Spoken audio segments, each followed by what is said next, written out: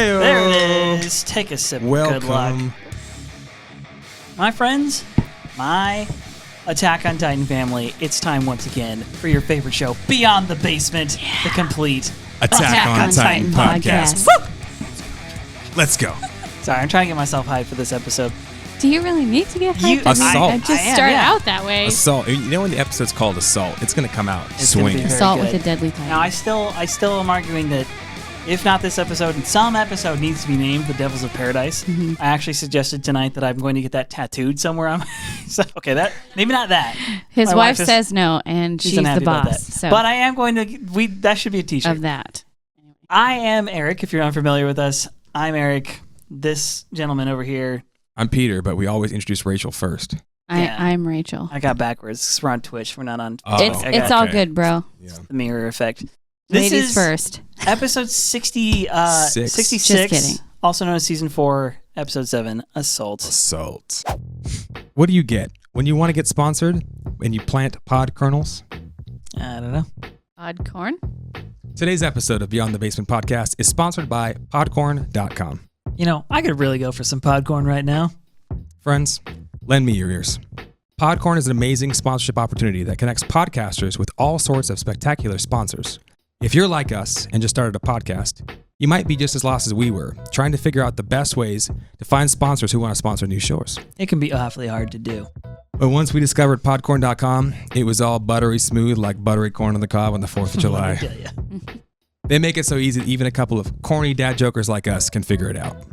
Podcorn is really shucking the competition by eliminating the middleman and by doing all the hard work of bringing together up-and-coming podcasters with great sponsors. Once you sign up, you can scroll through a whole list of companies that want to get their product out to an audience like yours or ours. Find a sponsor you like and select from options like host-read ads, interview segments, topical discussions, and ridiculous over-the-top, pun-filled ads, and more. Then shoot your shot and begin to collaborate with the company on an ad that fits your style. Podcorn's mission is to give podcasters transparency, creative freedom, and full control of how and when to monetize. And I don't want to sound like a stalker here, but we will be following Podcorn very, very closely. True salute to Podcorn for sponsoring this episode and joining the squad. And you can explore sponsorship opportunities and start monetizing your podcast by signing up here at podcorn.com/podcasters. Well, thanks, guys. Thank you, Podcorn, for sponsoring this episode. We got some really legit sponsors. Podcorn's been one of our first and one of the best, so thank you guys again.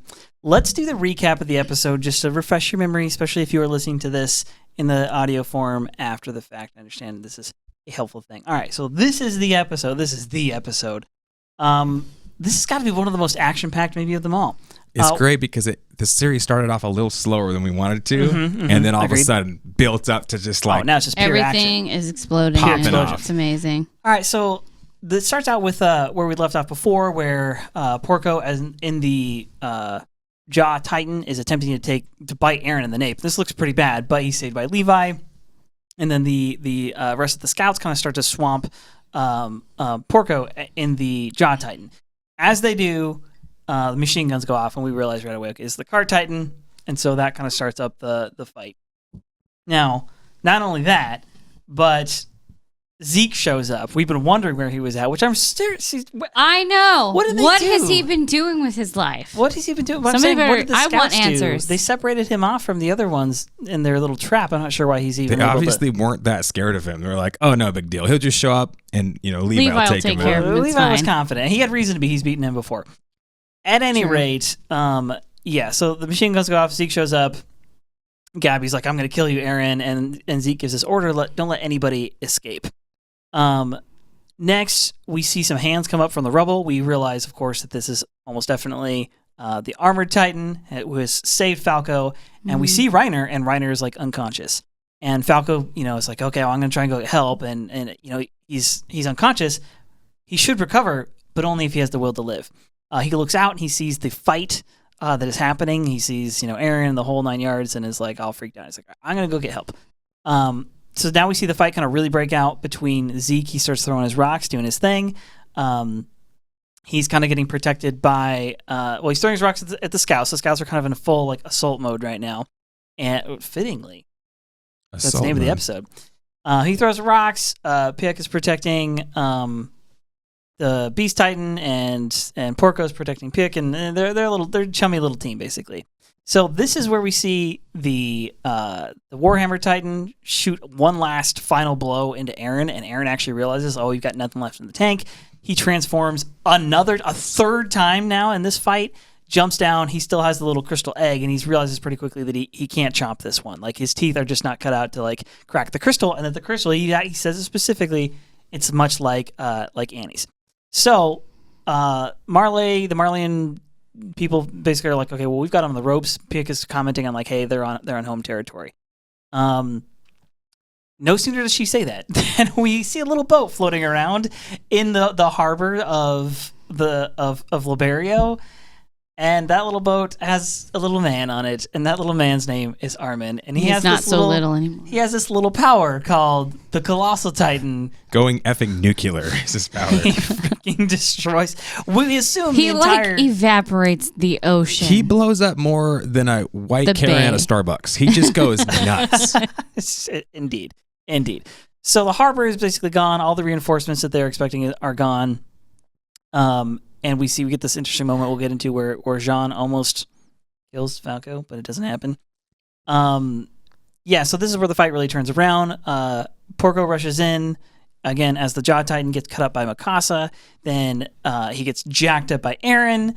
And then we kind of cut back over to Pieck. We realize that her body's not healing fast enough. We see the little youngsters. Were they? The warrior recruits. The warrior recruits. They start screaming and saying, Reiner, come and help us, come and help us. And right around this time, we see what we were expecting this whole time. The airship rolls in. We've got Hange. We've got somebody new that we don't recognize. Armin's on the ship, and this is the rescue ship. They're going to come in and exfil their troops, I guess would be the right term for that. And then, of course, the episode ends with, again, the warrior, Gabi and Falco screaming out to Reiner, and Reiner's like, why won't you let me die in peace? He transforms right as Eren, who has already stolen. Sorry, I missed that part, but Eren, this is the episode where he takes Porco's jaw, takes his limbs off, and then uses him to crack the egg and gets his third Titan power. Holy crap, my mind is so blown still right now. And as he's going to take the Jaw Titan power Much as well. to my dismay, he decides to smash his face into the ground instead of just biting him out of his nape. We'll talk about it. It is disappointing. It's disappointing. Okay, well, let's jump to the beginning. This fight does a good deal of recap here, but it's worth pointing out that everyone, maybe this is not everyone's favorite scout, but it should be if it's not. Levi looks like a human missile and just like slices jaws, tendons. All the sound effects from the 90s like ninja video games that I played like on PlayStation are playing in my mind when I see Levi, and that's how I know like, oh, you are my favorite. He is the baddest of all the asses. Yes. Yeah. And he doesn't need guns. He has swords. Yeah. He's faster than bullets, so bullets just slow him down. Man. One of our followers, Astra Horridis, sorry for butchering your name. He says that devil in Japanese is Akama, which sounds like Ackerman. It sounds like Ackerman. Oh. Ackerman, yeah. I wonder if there's a connection there. I wonder if the Ackermans are the devils. We've actually been wondering, I'm sure we've talked about this like every episode, but whether or not the Ackermans, we're anime onlys, by the way, so we actually don't know what's going to happen next. But we've been theorizing that maybe the Ackermans aren't Eldians at all, and that maybe there's at least a small number of people inside the walls that are not actually Eldians. Okay, so this is where they've got the Jaw Titan on the ropes, and Porco inside is like, can't you see that I'm a Titan? You guys are just humans, and you're coming to kill me. And he like, the shock of it is so intense, and this immediately calls back to remember last episode when the scouts very first showed up and we were like losing our crap. Pieck, who has seen the scouts before, looks up and is like, oh my gosh, like it can't be like they're here. Like she's freaked out. She's got some respect on the scout's name. Oh, for sure. And Galliard doesn't, and he's about to find out real quick. And you remember, again, maybe about 2 episodes ago, I think it's Reiner's, no, it's not Reiner's flashlight, episode 2 or 3, something like that. Reiner wakes up in a cold sweat. And not only that, but he's waking up in a cold sweat. The scene transition is Zeke saying, oh, well, they have more than just Titans. Yeah. And then it's this horrifying nightmare of like Mikasa and Levi ripping around, and then Reiner wakes up like, Ackermans. They're haunting my dreams. This is the stuff of, these are the most powerful people on the planet. They have the most special power that's ever been, and these people are afraid of of scouts and of the Ackermans in particular, and they should be. So that fear is now being fully instilled into into Porco, as well it should be. And so he gets his bacon saved right at the last second by a machine gun mounted cart Titan. So on that note, we've been talking about this a little bit already, but the Titans that Marley possesses, they have trained and geared in such a way that they are basically going to be able to take on armies and boats and ships and warfare, like warfare in the terms where they're the only ones who have Titans, right?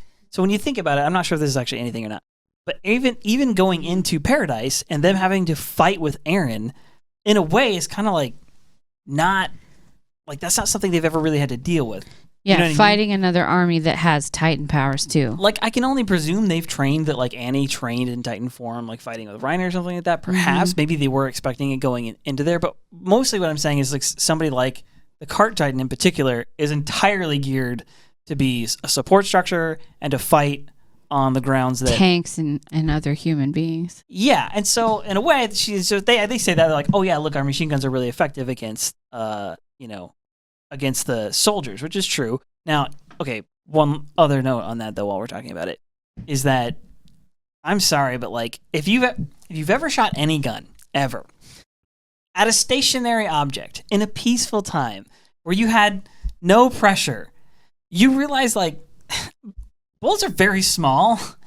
And even if you're looking straight at it, like shooting accurately is actually really extremely difficult to do, even if you've got a fully automatic like machine gun. It's not like Call of Duty, okay? Like that makes it look like you got perfect aim like every time. You don't. In Call of Duty, you hold the trigger, trigger down and move your right stick left or right, and it's automatic, right? Yeah, you're spraying. First off, automatic guns kick really hard.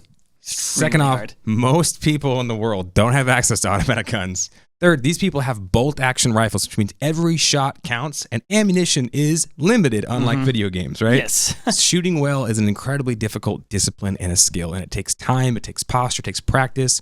Why do you think the Army spends millions of dollars sending their troops to get trained again and again and again? It's an important skill. So having a good shot, period, is hard. Having a good shot while you're standing up and not laying down prone is very, very difficult. Having a good shot at a moving target with a single shot. Think about how small they would be because they're basically flying, right? It even says in one of the slides that the ODM gear mimics flight. Yeah. They're moving extremely fast. They're very small targets, and they're moving around like even with a fully automatic weapon mounted to the Cart Titan, who also moves, mind you. Like It's like being mounted to like a tank that's moving, and that's when you're firing the weapon. I'm not saying it's impossible, but they get a couple of hits in the scouts, and I'm like, all right, it's anime.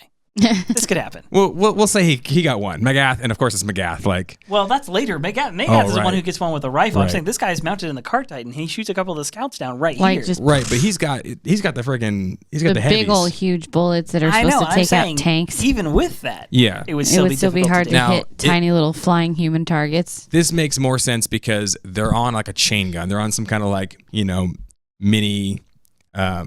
Machine gun, right? I can't think of the term. It looks like not an MG40. It's a water-cooled MG42. Steven, tell us what it is. I know you're in there.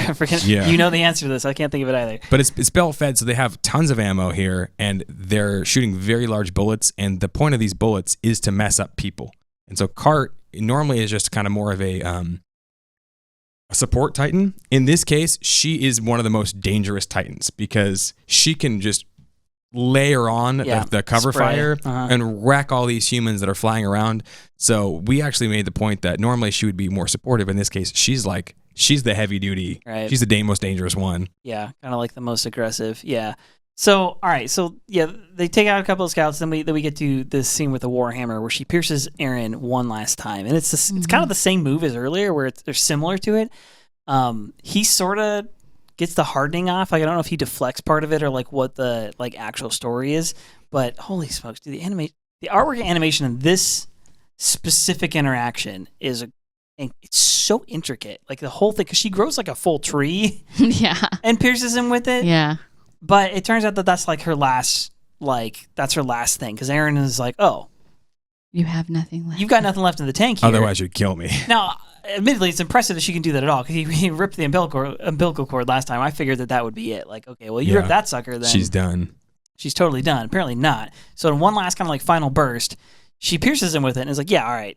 Nothing left. Eren gets his forearm down and he hardens his forearm to stop the spike from going through and like piercing through his nape. So he stops it, and she's only got so much strength to resist. But later on in one of the scenes where Eren's holding the egg, if you guys look, I kind of noticed this. There's a tendril coming from the egg that was like the cord. Yeah, it was still around. That's where she actually launched the attack from. Yeah. She launched the body from that tendril, that little tendril and launched that thing up from the ground. What the heck? Yeah, Eren should have been That more little careful like about bit that. he left dangling at the bottom. She actually used that to That's create the thing that created Yeah. it. Oh. which is super deadly. I mean, I'm impressed. The Warhammer Titan looked cool in the trailer, and then I saw her, and as soon as Eren started landing haymakers, I was like, "Oh, you're done, son. It's over." And then I was like, "Okay, Or not. I'm gonna reassess and re-respect. New information has come, and I've changed my opinion. Yeah. You're pretty friggin' awesome, Yeah. Warhammer Titan. So, all right. It's Rip Lara. We're early in the episode here, but okay. I'll save my predictions for later. All right.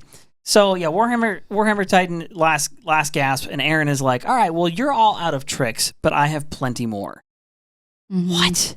I love it. Plenty more. Not Show- one more. Show us the tricks, Eren. I want to see Plenty more. What have you more. been working on for 4 years, A bro? lot more tricks. And like this whole battle so far from this episode and the last one has all been like move, counter move, counter move. Yeah. Got him. Like every corner, I'm like, dude, this is an Armin plan. There's no love doubt it. about it. I love it. All right. So then This is when the Beast Titan comes. Yes. And I was very unhappy about that. I'm unhappy about it because I was like, no. okay, remember Please. the blonde soldier who I'm not so sure was Armin?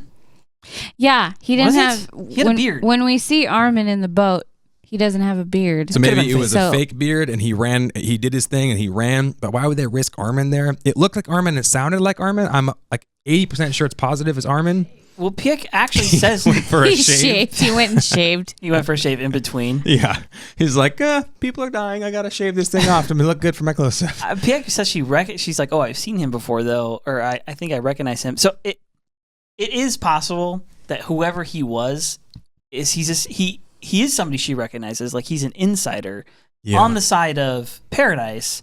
It doesn't have to be Armin for her to say that. I think it is Armin, and here's why. At first, I was thinking, why would you risk Armin going in there when he's got a really important job later on? The reason they can risk Armin and nobody else is because if things go bad with Armin, no big deal. He can go Titan, literally blows nuke everything, everybody all the else, crap. right? That's But if things fair. go bad with Jean, he's dead. Right. Sasha, she's dead. Hange's on, so they don't want to risk anybody. I guess they couldn't afford to So have you things think go he went in sideways there, on. did that bit, and then went straight out to get into the boat? Because think about it, he was confronting 2 Titans himself and luring them to the trap. Right. So if anybody has the best shot of survival there, It's it Armin. would have So been Armin. he went Okay, and did makes that sense. part of the plan, Now, then went and got on his the little part raft. The part that doesn't make sense. We're talking about this because Zeke has just showed up in Titan form, and we were all like going, "Oh, well, they've laid this trap," and they sent Zeke over to quote, the gate. To which I thought, okay, well, that has to mean that they're going to trap him as well and take him out of the fight. Like that, the whole point of all of this is to trick the rest of the warriors into these traps so they can fight just one-on-one with the Warhammer Titan. Basically, I don't know, but apparently not. He shows up. We also get this, rumbling. Listen, the whole way that Isayama has done it is very well. But if I was just to add a little critique, what? when Zeke goes out to the gate to like look around, all would be there is just Levi smoking a cigarette like, How's it going? I've been waiting for you. Waiting for this. I made a promise, or something. Like, it's like the thing of his nightmares, Yeah. like that's the thing. Which, okay, that plays into my theory, which is that they actually do let him transform on purpose because now they've never said this explicitly in the show, but it seems to me that in order to steal somebody's Titan power, the best possible way to do it is to let them transform, beat the frick out of them, and then take the power, Because Yeah. they've already played all the cards. like bite them out of the nape. Right, because Eren, you'll remember, Eren actually gets eaten by a dumb Titan. It Yeah. happens, but the Titan swallows him basically whole. and doesn't chew on him. And doesn't chew him, so he's in the stomach and he's able to transform while he's in the stomach because he's Yeah. not like digested. So I think the idea is if you Or incapacitate them unconscious. fully, Steven says it looked like a Browning 30 cal, okay, but the water cooled one. an right? LMG. Yeah. At any rate, so yeah, so I think the whole like letting Zeke transform, maybe it is strategic, but you think I don't know. I'm sure we'll get some backlog story on this one as to how all that went down. But nonetheless, he shows up. Then we get this cut of Gabi, and she's kind of like assessing the damage, and she we kind of last episode we're figuring that this is what was happening. Is she was talking to the 2 guards and Sasha snipes the 2 guards and like leaves her, and I'm like, I'm with you, Sasha. Might be a mistake because Gabi's not. She's a force to be reckoned with. There's no doubt about it. But she's trying to follow what they've said: minimal civilian casualties. And even though Gabi is technically part of the military, she's a kid, and at that time, I think she was armed. So Sasha does the humane thing, which as much as you can in war, try to protect the innocent. Yeah, we'll get more into the ethics of that in a second. But at any rate, Gabi's like, I swear, Eren Yeager. I'm gonna kill you. Yeah, she's like running through the streets with her gun, vowing that she's gonna destroy Eren. And so this comes up a bunch in this episode too. But like this happens a bunch where people are really upset. Like just think with me for a second. But Gabi here is really upset. Falco is really upset. Everybody is really upset because Eren Yeager showed up and is killing people. What? Okay. What have you been training for? What is literally your mission right now? All the Titan shifters, 4 episodes ago, were in a room plotting to invade Paradise and go kill everybody and go take the founding Titan power. Which were, women, children, families. It's not somebody that's actively oppressing you and attacking They're not you bothering as much you. as you've been lied to. Yeah. Also, you already attacked them once. What did you think they were going to do? Just like be like, it's fine. Right. So even for you Gabi, can murder thousands of our people and cause us to do a culling so that we don't starve to death. We're not mad about that at all. It's fine. Yeah, there's never any backlash. You can totally just ruin our whole world and blow it all to hell. It's fine. There's never any blowback for like violent oppressing assaults. That never happens. You don't have to reap what you sow. It's totally chill. Don't worry about it. Anyway, Horridus says Laura did the tree attack through the partial Titan transformation. Remember, like Eren did that hand, and she probably didn't have enough energy for a second full transformation, unlike Eren. Yeah, which that dude, holy crap, Eren going this deep 3 times with the 3 times. And he did it not even like there was like minutes in between. He just came out, boom, transformed again. Like that's significant, I think. All right, so Zeke gives the order, don't let anybody escape. We're gonna kill everyone right here. And and then we cut back to Levi saying, "Hey, don't you guys, Eren, you need to survive. Like, don't die on me." And so I love everything in the show is a cliffhanger. Like, it cuts right as Levi's going right at the Beast Titan. That's when the intro starts. I was very unhappy about that. I'm like, how dare you? We want to see it. And I don't want to hear anything right now or see anything except Levi shred the crap out of the Beast Titan, please. They wait like another 10 minutes to actually have that confrontation, but it's crazy. So, all right. So right after the intro, we get to the hands coming up out of the rubble, and we realize, of course, that it is... Speaking of partial transformations, Reiner's partially transformed into some... Just before that, though, right before the music starts, we see Beast Titan show up, right? So Beast Titan's back, and now we've got Beast Titan, we've got Cart Titan with her machine guns and a full crew. We've got Jaw Titan and we've got Warhammer Titan, who's technically still in this fight. Yes, at this point, yes. So there's 4 versus 1, the Scouts and a couple Ackermans. That's it. That's all they need. They have 1 Titan power on the ground. They have the Scouts and 2 Ackermans. Yeah. And that's all they need for this entire episode. I mean, obviously Armin is taking care of the reinforcements. Takes care of the Navy. As far as this fight goes, that's all they needed. Let's just check motivation here, okay? Motivation check. Zeke says, "Hey, you guys, I know we've been fighting for a long time, but it just got revealed to us for the first time that your king actually wanted peace on the island. We don't have to fight anymore. Please stop the innocent bloodshed. Let's unite and be one." Oh, no, he doesn't say anything like that? No, he says kill them all. Oh, he says kill them all. Don't let any of them escape. So Levi... And then doesn't he say...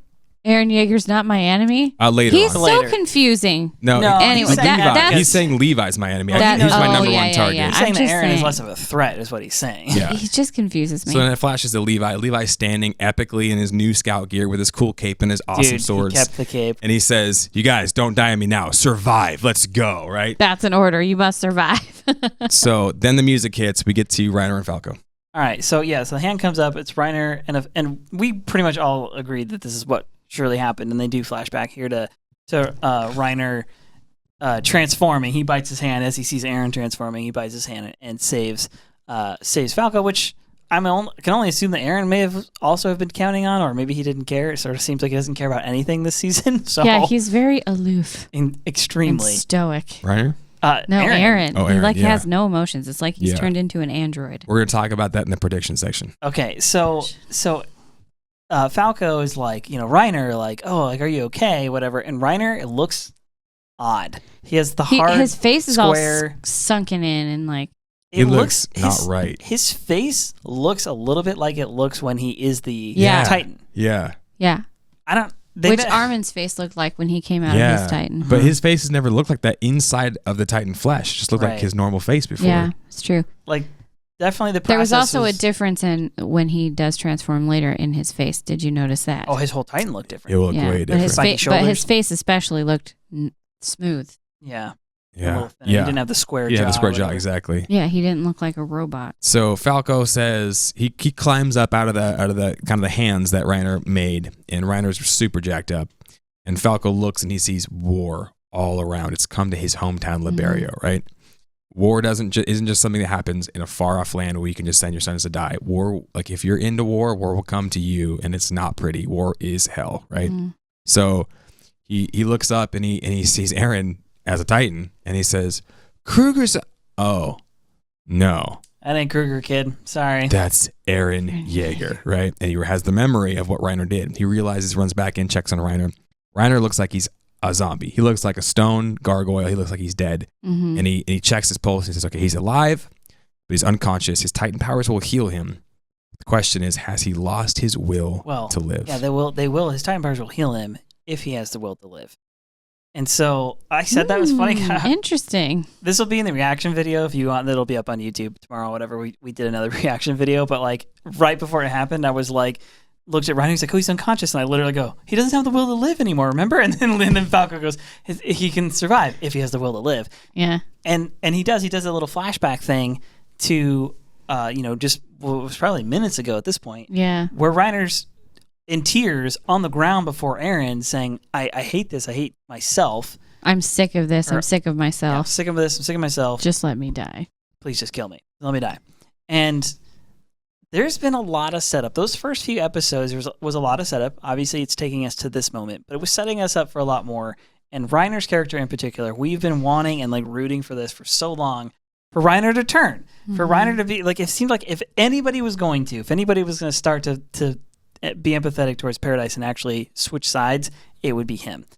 And the thing is, how do you make that happen as a salesperson? If you're trying to sell somebody something, right, you want to lead with the pros. Here's why you want to buy my product. Here's why you want to support our cause because of this, and this, and this.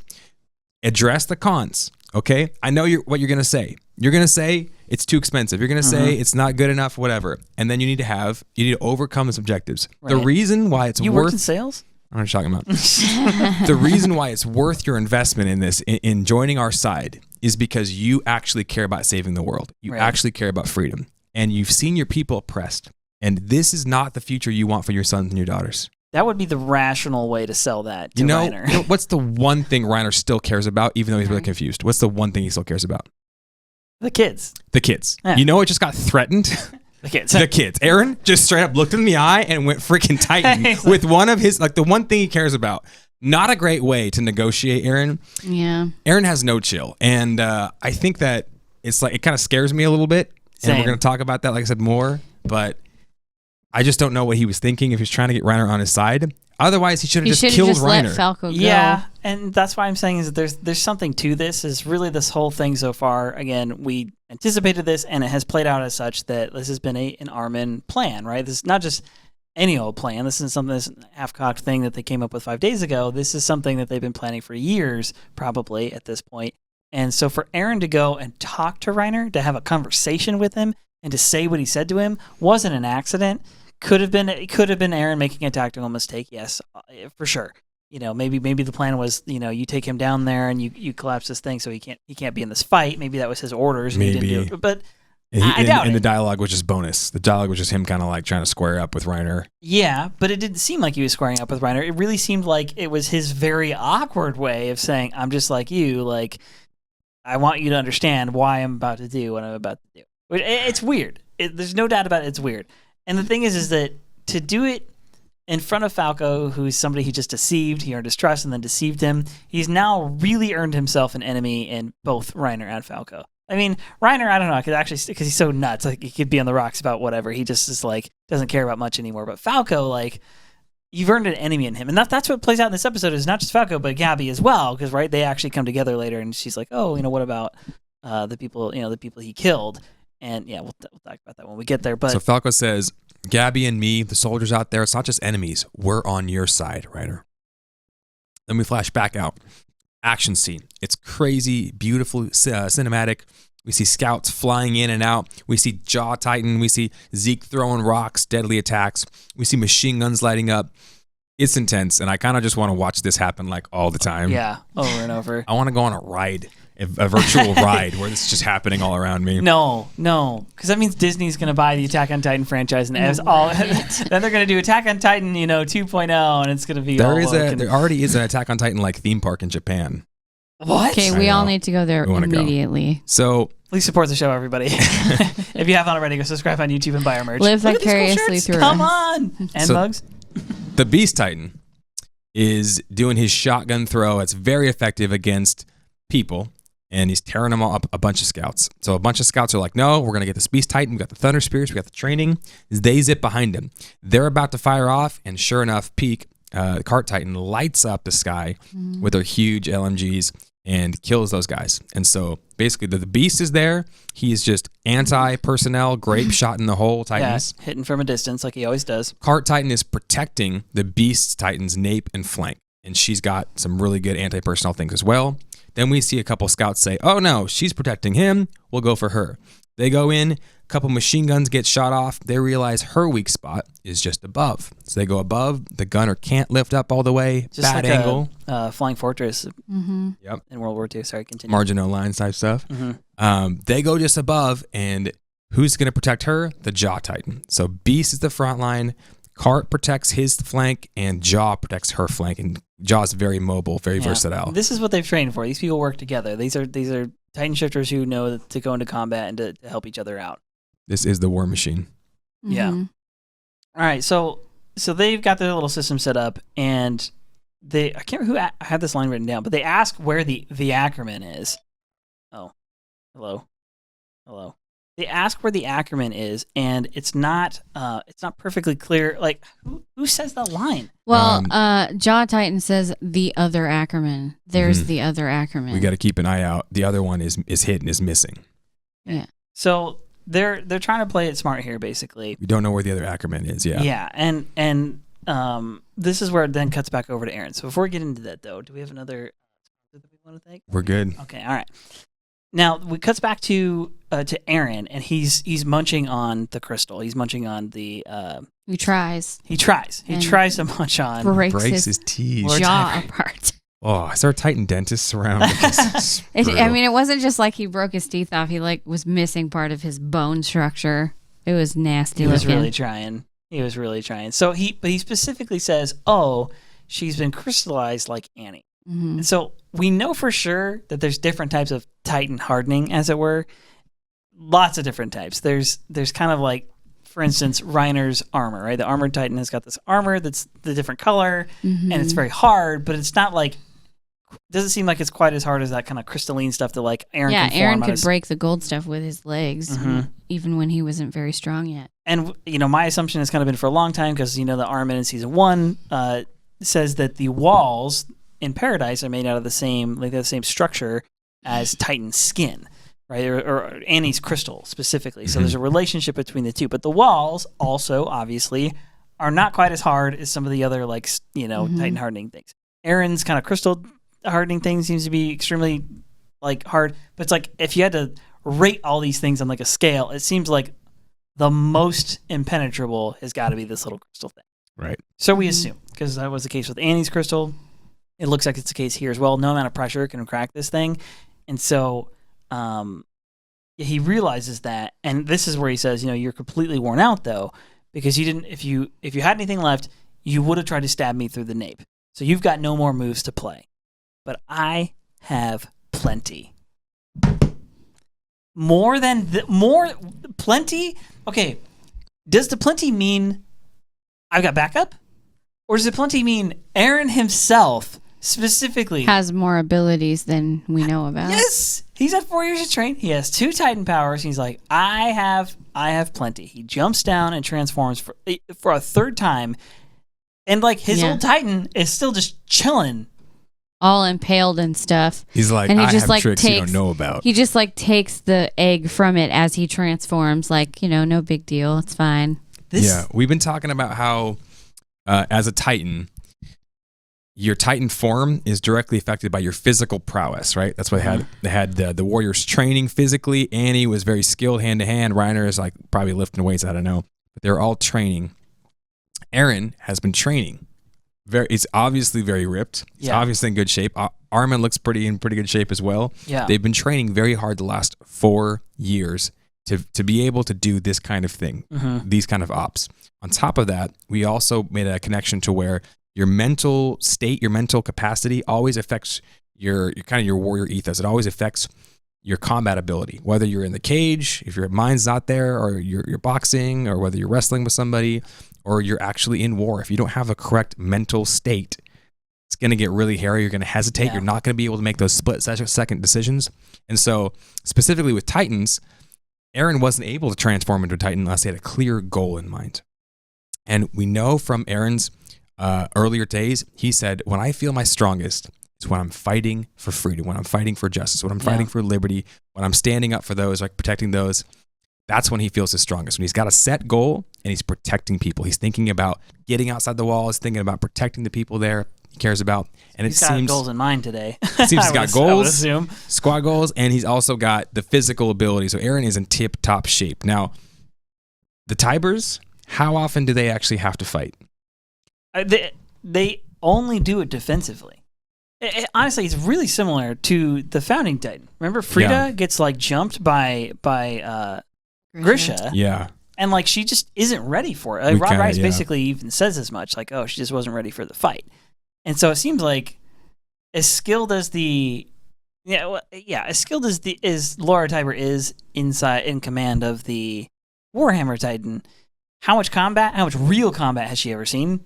Probably zero. I mean, it almost has to be zero. Because who's she fighting? Nobody. And again, they only use it defensively. They never use it overseas, according to Zeke or to Pieck in that one meeting. There's a quote, I guess, from Rocky that says, it's hard to get out there and do road work, meaning like getting up and going running at like 5 a.m. for miles to get the cardio. It's hard to do when you're sleeping on silk sheets, right? And in the third Rocky like loses his will because he's got the money, he's got the fame. He's too comfortable, and you need a certain amount of like angst. You need a certain amount of drive and discipline to be able to go do the hard things, to be able to get yourself in a position where you're actually able to fight. Mm-hmm.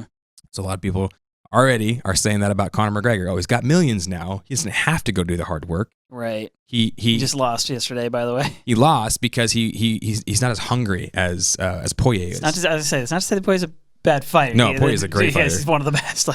Yeah. So anyway, maybe this is the case here with the Warhammer Titan and with Frida, is that they weren't always hungry. They weren't always training themselves to the maximum ability. They weren't in the gym day in and day out. They weren't getting their minds focused. They weren't training these crazy Hange squad skills because they didn't have to be. Yeah. Tyburs are in the lap of luxury, right?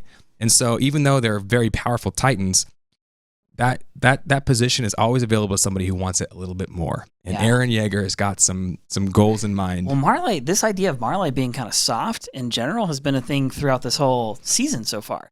Is that their militaries and their navy isn't totally up to snuff because they have the power of the Titans, and like we were just talking about earlier, like they're not really set up to fight other Titan shifters. They've not really ever had to do that. And then the Tyburs are, you have this incredible power, but it's not in the most apt of hands. It's not in the most like skilled of hands. It just, you are your best. You are your best while you're in the game. You know what I mean? Michael Jordan was his best, while he was playing the game. He wasn't better when he had more rest or when he had years off or when he was playing baseball.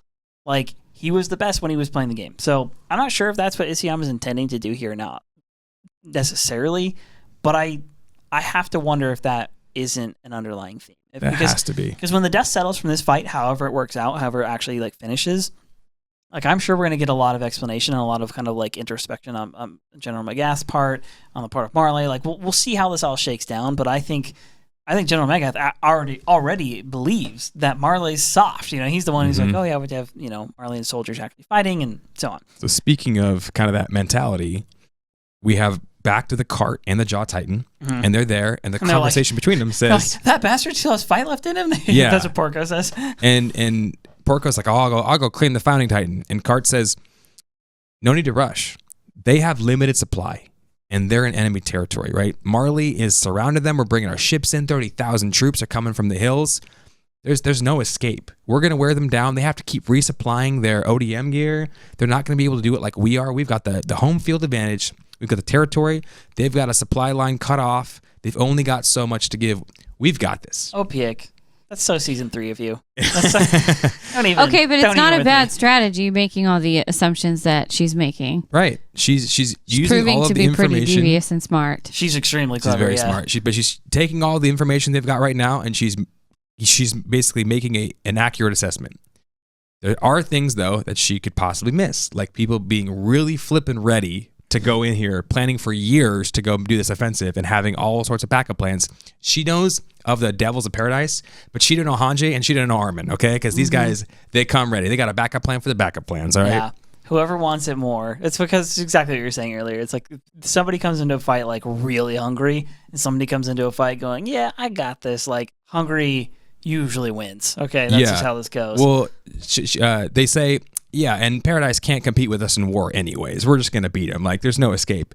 They get cocky, right? We know the pride She tells comes. him to be patient and wait. Yeah, Yeah. well, now here's the thing: is that even Porco is correct as well, though, in the sense that he says if we get the founder, like that ends everything. Like they've got nothing left. They can't do. Is this where he says where they can't do the rumble? Is this where he Yes, says that yeah. line? Yeah. He says if we get the founder, they can't do the rumble, which.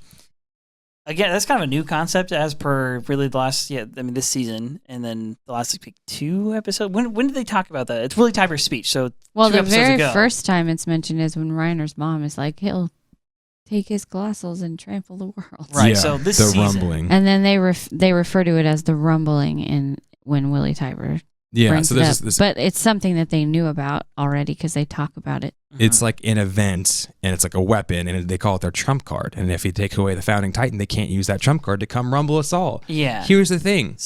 You see any Colossal Titans rumbling everybody? You think they would just come in full bore? Like why Why blitzkrieg? wouldn't they have already done it if they were invading right now? Yeah, I don't know. We'll see. That's a good question. So, but on that, like, just to establish what they're suggesting, because the show is like there's tons of inferences, and they don't say a lot of things very directly. But what they're suggesting is that whoever has the Founding Titan power has control over the Titans that actually compose the walls themselves. We've only ever seen that one. The end of season 1, we get that little clip. We see the eye, and they have to cover it up. And we're like, okay, there's a Titan the size of the walls, which is roughly equivalent to the They're all Colossal Titan. Colossal They're Titans. all Colossal Titans. Where do they come from? Who has the power to create them that big? Are they also Titan shifters who are locked in some kind of like long form state? Like we don't know any real details beyond they're in the walls and they're humongous. Yeah, they're huge, and everyone believes that these are a bunch of Colossal Titans that are in the employ of whoever has the coordinate power, the Founding Titan power, which right now is Eren. We also don't know whether or not they have the information about the royal thing. That doesn't seem clear that they know who somebody has to be royal. Do you think? Could that be one of the tricks that Aaron's talking about? Oh that, my gosh! Yeah, that he has Colossal I have Titans plenty like more. waiting in the ocean underwater that's what I was to just thinking. come out and trample the crap What if out he's of got everybody. like a ton just waiting? Dude, that would be nuts.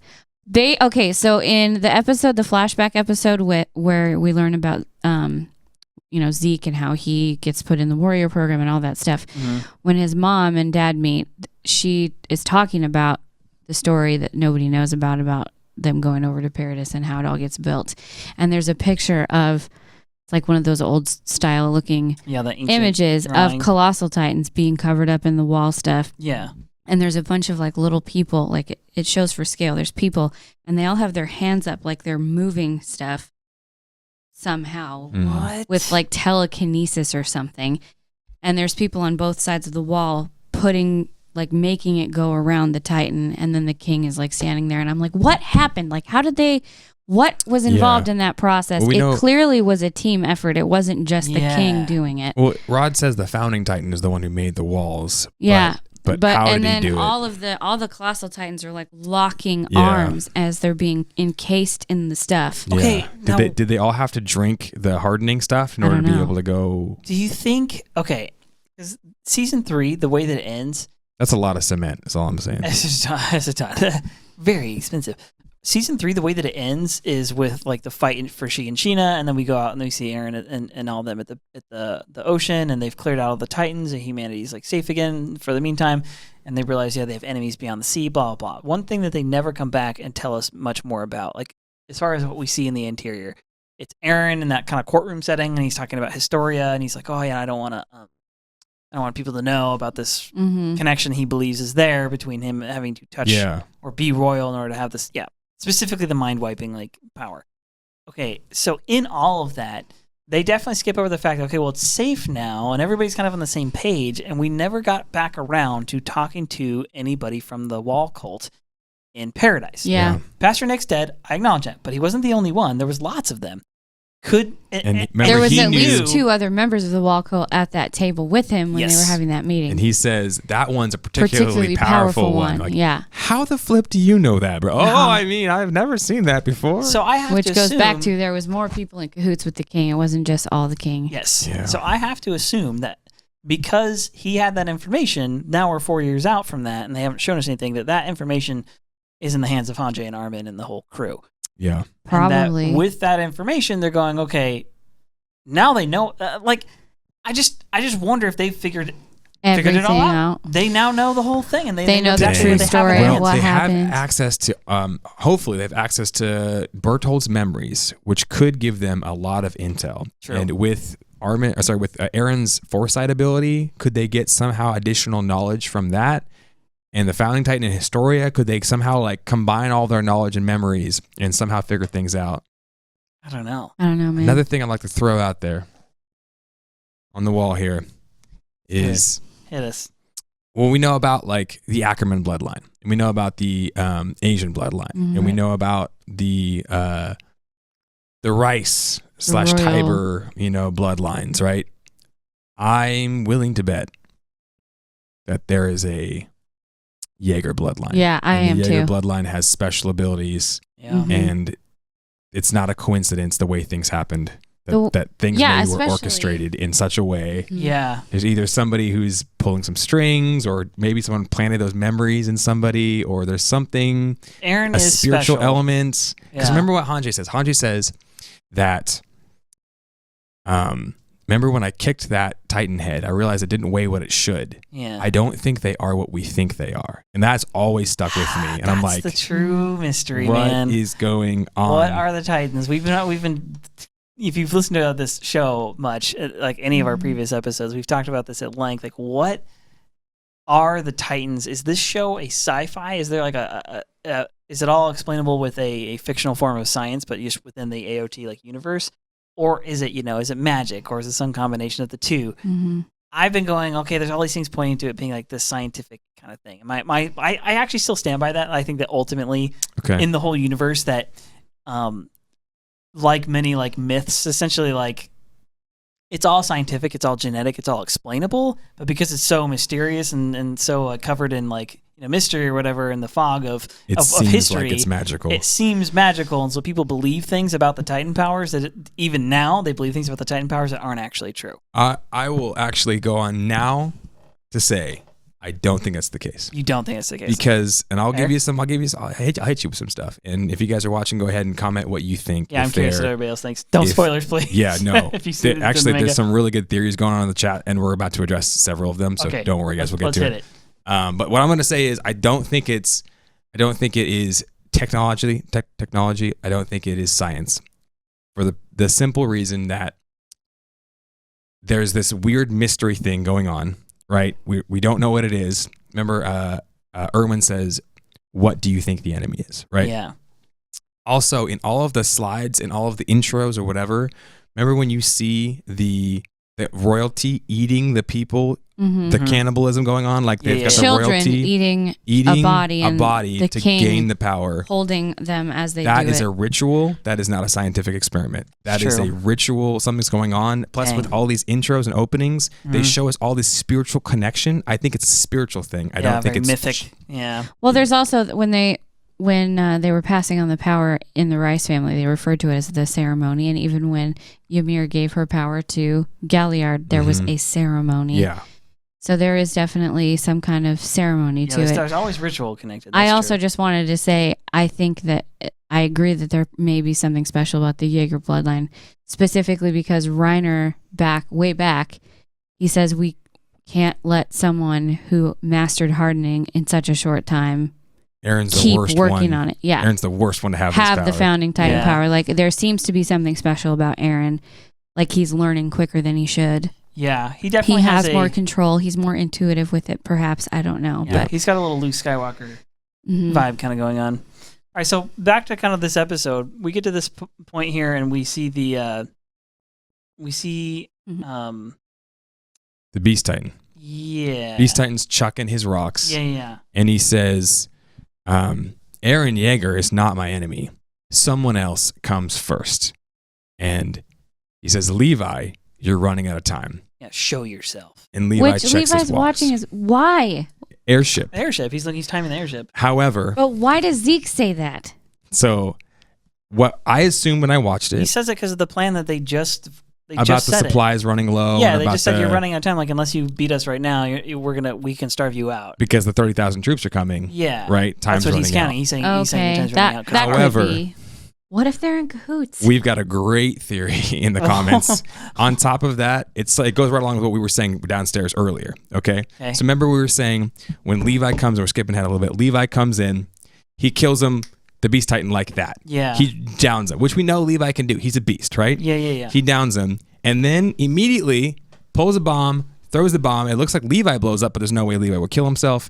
And he's out of there, right? And they go, oh no, the Beast Titan's down. And we're like, the dude you've been building for 1.5 seasons, you just took out have a showdown with, and he's just gone like that? Unceremoniously in 1 second. And nobody stole his power? Like you gave freaking Porco more of a cool build up. You gave Warhammer, who we've only seen for 2 episodes, more of a cool. There's no way Beast went out like that. Yeah, well, specifically Zeke as a character is a very unceremonious way for him to die. I'm certain that there's more to this story. So what's the theory? Okay, so the theory, I don't think so either. Yeah, I think Zeke got ripped out of his Titan. Although I said that about Willie Tybur, and then he used an explosion to get away. So. I think it's Caveman Ryan actually who brought it up. Yeah, he said, speaking of Zeke, Zeke said Eren Jaeger's not my enemy. Zeke really didn't want.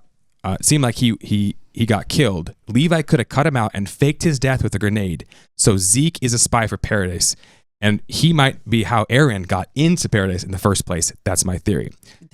That would be insane. Okay, so remember all. Right. Yes. But I've actually kind of been thinking a little bit. Right. We've said that before. We thought maybe there was some duplicitous stuff going on. I knew there had to be insiders, specifically Zeke, because that meeting that he has, he's like, we can't just meet just to meet or whatever. Yeah. Like he seems to be like, and he wants to go back to the island of Paradise. Yeah. Right. So Colossal goes on and he says, the Beast Titan says you're running out of time, Levi. He knew he was in on the plan. He knew they didn't have much time before the extraction. He knew he was going to die. He was the one talking to Levi saying, you don't have much time. We got to pull this thing off before the airship gets in. What? Levi looking at his watch earlier, I think he faked Zeke's death. I was thinking that. I was like, that was way too smooth. It went way too easily. Like it was way too fast. It's way too suspicious. Why was he looking at his watch? It's difficult. Like, it's difficult because Zeke's character,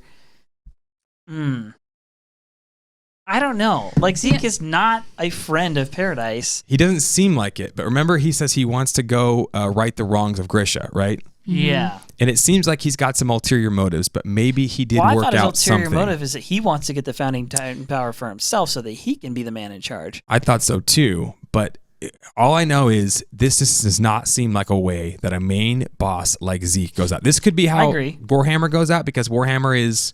only showed up for like a season. We don't have a ton of backstory behind her. Yeah, Lara Tybur. This could be how Porco goes out. This is Eren's brother, though. He's just going to get taken out that fast. That's way too easy. And there's no confrontation between Zeke and Eren, and you killed our father, and you're the reason. Your mother ate my mother. Right. You're the one. Right. There's no grand confrontation. Alternatively, the bomb just didn't work. Right. Zeke had a way to harden himself. Came up with something. Here's the thing is, I think there's a lot of credit to this theory because it certainly seems, like I said, a very unceremonious way for him to die. However, this is also exactly I don't know. Levi knows what he's getting into. We've been looking, and I'll agree. It would be a little sad if this was the only buildup we got because of the fight between the round 2 between Levi and the Beast Titan. The Heroes, that episode is still one of the best episodes of any show, anything ever. It's like one of those like epic moments. And Levi's so monstrous, and so we know Levi's going to win. Like he has to win whatever that next fight is. And so for him to take him out with more ease because he's got the jump on him, he's been planning it. Because remember okay, we'll get to how he takes him out, but it's with a distraction. Like, you're right. It could be all part of a very elaborate plan, but also the whole like plant a bomb in the nape and freaking end this guy seems like the most confident, sure way to finish it right there. So I don't know. I'm willing to bet that he's not dead. The biggest twist of all would be Zeke actually betraying Marley and helping Paradis in the end. Like, but what changed him, though? He was raised by 2 wall restorationists. They were telling him, they put him in the warrior program as a spy. And you think he's been a spy the whole time? Maybe. Oh, no way. What if the owl got to him and had some elaborate plan to get his parents turned in so he could give Grisha the attack titan and send him in? Like, what if this has been planned this whole time? That's 4D chess. That's too much. It would be. He invaded Paradise and he killed a ton of scouts. It's true. You didn't have to do that. The owl did a whole bunch of messed up crap when he was undercover too. Like, but he felt like he had to do that. Otherwise it's he'd blow his cover. It would be completely insane and wouldn't make a whole heck of a lot of sense. So that's probably not it. I think he would have gotten turned recently. I think he comes back. He sees how Marley is messing up. He sees how things are not shaking up. Marley's soft, and how Marley goes is how the Eldians are going to go. And he doesn't want that fate for him. He wants his fate to be something else. Mm-hmm. And he's seen that there's power now in Paradise, and maybe he can break off away from Marley with the Eldians. That's what I would say. But hey, it's Isayama. Anything can happen. Dude, we don't actually know. Anything can happen. Okay, so our next little cut here is after the Levi in the corner. We catch back up with Falco. He runs into General Magath as he's trying to find help for Reiner. He tells him about the situation with Reiner, and he says, what happened to him? Well, he was shielding me, and like, who did this to him? It was Eren. It was Eren Yeager. Of course it was. And so this is actually where we see Gabi pick up a rifle again. There's another little cut of her. And like I knew her character wasn't like done. Mm-hmm. And this next episode seems like it's going to be about her. It's called Assassin's Bullet. It seems like she's the assassin. So they're very much setting her up for like, all right, Zofia Nudo dead. It's Eren Yeager's fault. She already hates, quote, the Island of Devils. And now this Eren Yeager, or the 2 guards that she was taking refuge in safety and get shot right in front of her. Now she was aware that Eren almost killed Falco and has severely injured her favorite, Reiner Braun, her cousin? Uncle? Question mark? Cousin? I think it's cousin, actually. Cousin, I think. Okay. She's got every reason in the world. I mean, they've been doing it a little bit with Falco, a little bit with Reiner, but of all the characters who now have like very serious beef with Paradise, and some legitimate beef this time, not just I think you're devils, but on top of everything else, it's now Gabi. So we'll get into that in prediction section, but yeah. All right, so this is where we get to. All right, so they've just given the you're running out of time, blah blah blah. And we get to a bunch of ships, like Navy ships, and it looks like they're starting to dock in Liberio. We get a soldier who's like, dock it here and quick, get the troops or whatever. And then it cuts to this tiny little sailboat, and I just knew as soon as they went to this, I was like, Armin's on the boat, and he's going to blow everyone up. Mm-hmm. Which happens. It's exactly what happens. And here's the thing is, like, he looks a little incredulous. He sort of, like, grits his teeth and is like, and just, boom, transforms. But the explosion is so humongous. Massive. Like, he evaporates the entire bay. I understand the scale is kind of difficult because it's like an anime and stuff, but like it looks to me like this explosion is significantly more than what Bertolt was capable of doing in Shiganshina, or any of what we've seen of when Bertolt had the power. So I have to wonder if like Armin and his kind of clever was way. Bertolt holding back before, or is Armin I just don't think he just was that more good. Gifted because he's more intelligent? That's what I was wondering. Also, it seemed like the ground turned into lava. Like, evaporated it was all like the water. whole harbor. It was like a nuclear explosion. I wonder there was a freaking mushroom cloud and everything. Yeah, it leveled. I wonder if because he like empties the bay. I wonder if he just like evaporated all the water immediately around him, and now a freaking tsunami is coming into Liberio. I was wondering that too, actually. Yeah, that's It's crazy. He goes absolutely nuke, right? And all those 30,000 troops, all those battleships surrounding, don't even exist anymore. Yeah. They've been blown all to pieces. That's not going to work out for you guys. Sorry about that. And all the rubble and like the broken bodies in it. And oh man, it was just absolute devastation. Somebody mentions that Beast Titan is the only one who doesn't react when the explosion happens. Right. I noticed that. Oh. He was expecting it. Another person said, what did Eren Yeager have sitting in the bench in the hospital?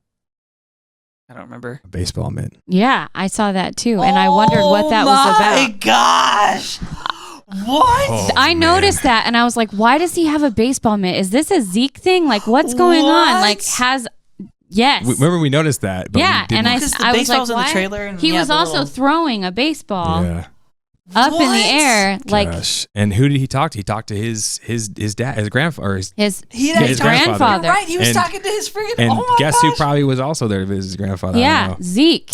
Zeke was talking to his grandparents right before that. The baseball connection has got me spooked. Yeah, I know. That could when I saw that, I was like, is this some sort of weird like foreshadowing of the showdown that's coming, or are they trying to tell us something else? Dang, dude. Is Zeke secretly in cahoots with them? Is he drawing out the Warhammer so they can steal it? They're using the grandpa to pass messages around? Dang. That'd be nuts. It's all coming together, you guys. It's a perfect cover, though. The Nobody would ever suspect in the comment section is like, everyone's adding a layer. I feel like we're detectives. We're doing this right now. We got to go find this out and be like, we got you, bro. We got you. Okay? We freaking know. So Galliard turns to Pieck and says, I guess they didn't barge in here without a plan after all. Okay. No, of course not. They do a quick cut to General Magath, and he drops this line that I really love. He says, "The only one who could do that stole the power from. The only one who could do that stole the power from Bertolt. Yep. Like he knows. They all know. Like this power's been stolen. It's now a 100% confirmed. Not Bertolt died in battle and the power went somewhere random. Now they're like they have confident. It. Like all right, Paradis has it. That sucks. That sucks for us." My notes, however, say the only one who can do that stole from beer. So, yeah, you got to steal a beer if you want to do that. Yeah. So Bear. Galliard says it's like a nickname. Yeah, I guess they didn't barge in here without a plan. They actually had everything planned out really well. So much so, we think during that explosion, during that disturbance, that's when Levi uses that to flash in and swoop, man. Well, okay, specifically, so Porco says, yeah, like they didn't barge in here without a plan. And he sees, but Eren is still there, and he goes to go fight Eren. That's the plan. He's like, well, if I get the Founding Titan here, it still doesn't matter. Like even despite what just even despite this setback, if I can go get him, like that's what's going to happen. And he sees quote the other Ackerman, so they now they do know there's two. They know that there's Mikasa, and he runs in. So the thing is that remember Porco was Pieck's defense, and Pieck was the Beast Titan's defense, right? And so Porco goes into battle. He goes after Eren, right? And they're like, Levi, show yourself. This explosion happens. Porco goes after Eren. That's the distraction for Levi to go, okay, now's my time. So you're right. Could be coordinated between the two of them. You got me. Wondering. You kind of got me on board with that one. I'll be honest. That's looking like a legit theory. But in one swoop, you remember before he had to like cut around his arm and get up? His arm and you don't think Levi's improved as well? This time, Levi just boom hits him like a freaking thunderbolt. He's a human thunder spear. Zips out, and Zeke, the all-powerful Beast Titan, just drops, face plants, and everyone is just shocked. Why? 30,000 troops just got taken out, right? Yeah. Armin's KDR is crazy. 30,000 to a freaking zero, right? And then Beast Titan just goes down. Oh man, two of our major assets are down. Levi lands, so epic. He throws his sword down into the back of the nape. Pulls out something we've never seen before. Remember, he's been. It looks like a canteen, but it's a bomb. Yeah, but remember, he's doing this directly. Again, this plays into the theory. He's looking right at them all. He looks at Falco, Gabi, and Magath. They're all sitting right there, and they are watching it happen. Yeah, and they're like, "Oh, grab, whatever, or Chief Zeke," and then he blows him up. And it looks like the explosion almost kills him.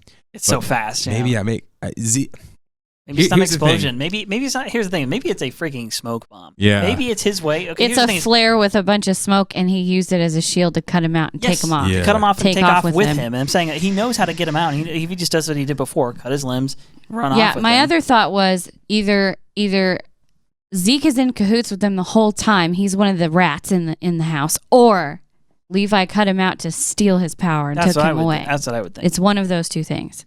So, at any rate, this is now So now Beast Titan's done. Porco's off trying to fight Attack Titan, and now we have the scouts surrounding Pieck with her what do they call? What's Panzer Division? Yeah, Panzer Division. Yeah. Panzer Division on top. And so these scouts like, all right, well, it's just you now. So they jump in out after her, but we get the Sasha sniper. Sasha and Jean, man. What a great evolution of a character she's been. I really love Sasha. I really do. Like, she's goofy potato girl, and then turns out she's actually the most badass sniper ever. Well, I'm saying she was deadly as a scout. Remember, she had a couple really shining moments with the ODM gear and taking out Titans. Then we see her like without any help whatsoever. All she needed was a bow and arrow to take care of Titans. She's really good. Like, she has just her backstory. Like, I love. She went from the like screaming, crying girl who would sometimes become deadly to this like steely precision shooter who just shreds the crap out of every enemy in front of her. She sees opportunity and she says, "Yep, I got to do something about that." And in the past, I feel like most people couldn't even assess like the major opportunity. They're like, "Oh crap, everything's happening." They're shocked, right? Mm-hmm. That's the first stage. You got to get past that shock. Happened to John, happened to Armin, happened to lots of people, right? Mm-hmm. Get past that shock. Second state, properly assess the threat. Right? Okay. What do I need to do? Oh, there's the Cart Titan. There's only 4 machine gunners in there. And there's machine gunners. Okay, do something about it. 3, orient yourself and make a decision to go do that. And 4 is have the ability to do something about that, right? You can be like, oh crap, I see a problem. Can't do anything about it though. That sucks, right? No. She's now graduated past the threat, past the scare, past the confusion of all the crap going on, past the orientation of what's going on to also having the ability to do something about it. She's great, dude. John steps up. Great. We got Sasha stepping up. Everybody's stepping up, and I flipping love it. Let's go, man. Scouts. But the way that she like one-shots that kid in between the eyes and she can't even see him, she can just kind of tell where he is based on where he's shooting. And she just like shoots through the gap and gets him. That's amazing. They really do nail it. Wow. Because the machine guns go and then it stops. And they're like, Carlo, like, what happened to you, buddy? And that causes everyone inside to panic and not know what to do because, like, they just shot him? What? He's dead? They're super caught off guard. She did it with no scope, just like iron sight. Like, headshot. But this reminds me of... she's not as dumb as you might think. Of My Hero Academia, where like at first they're all these kids and they have like these powers, but they don't know how to use them and they're all kind of weird. Clumsy. And as they grow up throughout the show, they begin to realize like really good with each one of them can step up and do his job. And she's like, they figure out how to work as a team. I don't have a Titan power. I'm not an Ackerman, but you know what I can do? I can freaking pull a bullet in a kid's head. Let's go. She's the Hawkeye of the Avengers. Yeah. She is. She totally is. All right, so this is one of my favorite things. Sean is also another favorite character of mine. So he pops in just in time with the Thunder Spears, and he pulls such a legit looking, it's almost like a Levi level move with the ODM. Oh, yeah. He like sinks the strings in, like zips towards the Titan, and just gives her a Thunder Spear directly, because she's wearing a helmet. His Thunder Spear goes directly in the eye and splits the freaking head. Blows her head off. So good. Or apart. And the rest of the scouts, swoop in. They throw their Thunder Spears down. They blow up the crew. And I'm like, it's so satisfying to win a fight for once. Like, for real, fair and square. Man, the scouts got stomped for 3 seasons straight, and now they're just blowing the heck out of everything. It's great. My goodness. It's so good. It's so satisfying. So then Pieck... Go ahead. Manager Fowl says a fleet of battleships is not as good as one Zeke. One Zeke is not as good as one Levi, right? Levi is greater than Zeke. Zeke is greater than a fleet of battleships. It's someone needs to make a meme out of that. Somebody also says that Levi is the only one who's precise enough to cut somebody out of the nape without killing with one slash. And the fact that they did it in front of witnesses he's dead, but to cover the tracks, to cover the fact that they stole the Titan power. Perhaps. Or possibly that. Or that they liberated a spy. And no one questions him. Yeah. It's really, let's be honest. This would be that would be congruent with his character. He has already turned on people in the past. Zeke betrayed his own family, so why wouldn't he betray again? If you betray once, you might betray again. Maybe he's getting back. Benedict Arnold is finally getting back to the right side. I don't Perhaps. know. Manager Paul says John is Isiama's favorite character. If at first it was Reiner, and now he thinks John is like one of his favorite characters because He grows up so much. He evolves as we see him. He becomes a better person. He becomes a good leader. He's a commander. He's a good man, right? It's this righteous masculinity, if I can call it that. Yeah. So good. Pieck goes down, right? She scrambles a little bit with her blown up like head and blown up armor and stuff like that. And again, she goes down onto the ground directly again in front of Magath, Falco, and Gabi. So they're like okay, the odds are shifting really fast here. You know, it's like it was 4v1. Yeah, it was 4v1 with 30,000 dudes coming in. And we were just going to bide our time. And it's a you catastrophe. It's a you catastrophe. Yes, and all of a sudden, so they witnessed that. Again, I think that's going to play in. That it has to. And Pieck, they like. Let's see. Is this where the crew's all dead? Right? Yeah. The cart Titan is super jacked up. She falls down, crash and burns. Her armor and equipment's all off. Okay, yeah, we haven't gotten to that scene. It's just in a second. So it goes back to the harbor for a second. I actually do want to spend time on that. Armin is he comes out of his Titan. So Armin comes out of his Titan. This is where we see, like we mentioned before, that the harbor and the ocean itself is literally gone. It looks like lava. A radiating. And he sees, we see like a hand of like someone who's dead, and we see like a young child. A 10-year-old-ish a child. About the age that Armin was when we met him. Yeah, and Armin's massive. His Titan, he's walking around. His Titan is so big. It's crazy. So he looks down, and he comes out of the Titan, and he goes, "Are these the sort of sights that you saw, Bertolt?" And you made some interesting comment on this, which is that, well, you should know, Armin. You have inherited at least. We don't know how the memory thing works fully, but some sort of his memories. He's inherited some memories, but I think he's seeing it for himself in person, which is different. It's different than from. It's one thing to see it through somebody else's eyes, even see a recording of it. It's another thing to see it in real life. We've all seen bloodshed in movies. Mm-hmm. We've all probably seen the World Star hip hop movie. Recordings of someone getting knocked out or someone getting stabbed or whatever. Right, but you see it in person. You see it in real life, man. It just does something to you as a psyche, and there's something beautiful about that because it tells you that's life is valuable. Wrong. Yeah. Life is valuable. We should never see people crumpled up and destroyed and brutalized. We want to protect people, protect life. We want to care for the innocent and the weak, and we want to care for humans. But also at the same time, Armin, he sees it for the first time. He looks around. He looks at all the destruction that he has caused himself. Yeah, and he questions: is this the kind of thing that you had to live with, Bertolt? No wonder you were probably pretty messed up. So main reason I wanted to touch this is because Eren, again, going back to the bench scene, he says to Falco, war is hell. That's one of the things that he says to him. Yeah. That's kind of a theme for this season. We knew that going into it. War is hell.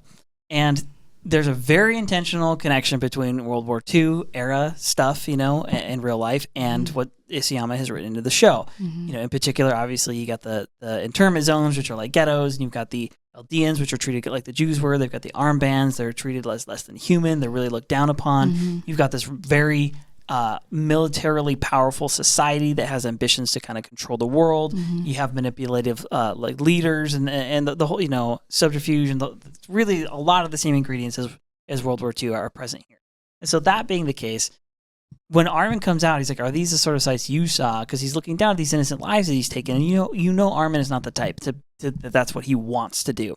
And so what I want to get into here is that this show deals with ethics like quite a bit, and we've gone back and forth quite a bit in comments and had a lot of conversations in the YouTube comments, which we appreciate that, by the way. Like, seriously, all unlike big tech, we welcome all the opinions you could possibly have. Like, free speech is a thing here. Like, you're welcome to agree and disagree, and like debate is a good thing. And it kind of helps us see every side of the angle. Yes, specifically with like the Willie Tybur thing. We've definitely had a lot of people disagree with us. Yes, and that's totally fine because it's so cool. It's good how good art can actually. We all look at the same thing and we all come to different conclusions. Yeah, and it evokes that. Our theories maybe are different amongst each other. Some of your guys' theories are a little bit different, and what we kind of read all invokes a different response from all of us. Mm-hmm. And then when I share my response, you guys are like, wait a second, I think it's like this. Then I see it from your perspective, and I say, okay, I think there's some truth to that. But also, and then somebody else pipes in, and we get the benefit of connecting with an awesome community. And so we appreciate you guys for sticking with us, for being positive in the comments, like YouTube, Facebook. Most of these places are complete just trash heaps, dumpster You guys fires. haven't been. No, everybody who's talked about this has been great. We love bringing everybody together. We love forming the squad and being able to talk about all these things. Especially the emails. Seriously, thank you. For those of you who are just listeners, you just do the podcast. Like, come hang out with us on YouTube. There's a lot of conversation there, but we love the emails. We love getting back with you guys and chatting. So that being said, one of the ethical things that's getting dealt with here is casualties of war. And I see this a lot. I've seen a lot of people make these comments, not just in our comment section, but the other kind of Attack on Titan channels and just like in general, where they say there is no right or wrong. There's no good side. There's no bad side. And I want to hit back on that. I would say that that's not true. Now, specifically in World War II, in order for you to say, oh, well, there's no right or wrong. War is just always bad, whatever. Okay, think for a second. You just justified Hitler. You would then have to go back in time, look Hitler in the face as he's executing thousands of Jews and gassing them. It's not right or wrong. As he's trying to take over he takes over all of Europe with force, unprovoked. He's doing all these things. And you mean to tell me that he's neither right nor wrong for doing that? You know in your heart, and we all know instinctively that's not true. No, it is wrong, okay? And so one of the things about war, though, is that like many other things in life, but war especially, is that it is ethically the most complex, difficult, and nuanced thing that humanity can't approach, right? Because the show is dealing with it directly right here, which is in order to overcome evil, are you yourself going to have to do evil, what look like or may actually be evil acts in the process? And so let me explain it this way, is that the reason war is so complicated is because every individual is different, and war is comprised of lots and lots and lots of individuals. And every individual does not hold the exact same principles at the exact same time. They don't always do 100% of the right thing all the time. We saw it with Flock and Jean, right? Yep. They have these two different approaches here. They're on the same side. They're on the same side. Some would say that they're good guys. They're on the, quote, good guy side, but Flock is going about it the wrong way, and Jean is going about it the right way. And here's the thing is they may even have the same goal of liberating Paradise and so on, but it doesn't matter because the way that these two individuals go about it is different, and one's right, one's wrong, even if they're overall fighting for what we might call the right side. Now, the reason I bring this up in particular is because in this episode, we now see Armin as the Colossal Titan regretting that there were civilian casualties of war in his act, but he had to do it, right? This is strategically that was the best option and really the only option. But he regrets it. And not just regrets it, but not regrets his action, but feels bad, repentant about having civilian casualties.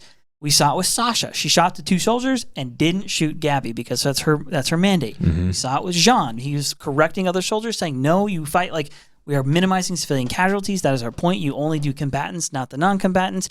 You saw it with Mikasa when Eren killed innocents there. She's like, you've done something that can't be undone. Confronted him. Didn't just say, yeah, it's okay. There's no right or wrong. Right. She didn't say there's no right or wrong. She said, no, there's a right way to go about this. Now, here's the thing is, Eren is of that group, Eren's actually the only one who didn't show the remorse that I would have hoped and expected him to show. And that scares the hell out of us. It does. It scares me a lot. But my point is to say that Eren and Flock would be examples of, okay, maybe they're going about this in the wrong way, even if they're fighting for the right thing. They are doing something wicked.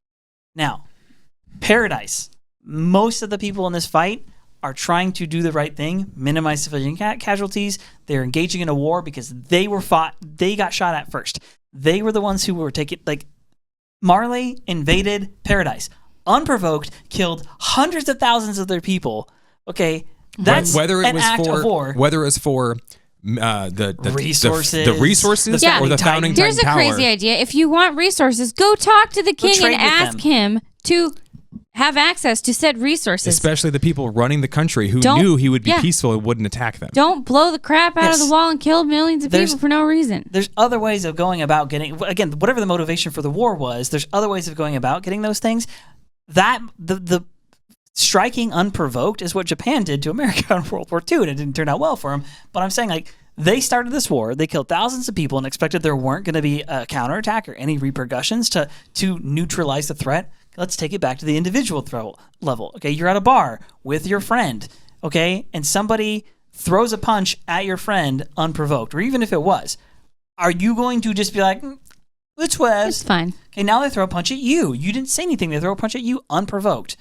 Is your best option to A, lay down and just take it, okay, and maybe have threat to your life, or B, to fight back? you're not the type of person to throw punches. You're not the type of person to start fights. Okay, but if you're a good man or woman, you are the type to end them. Okay, in the world, bad people, threatening people and events and things need to be neutralized in order for the safety of other people, and sometimes, in this case, the entire world.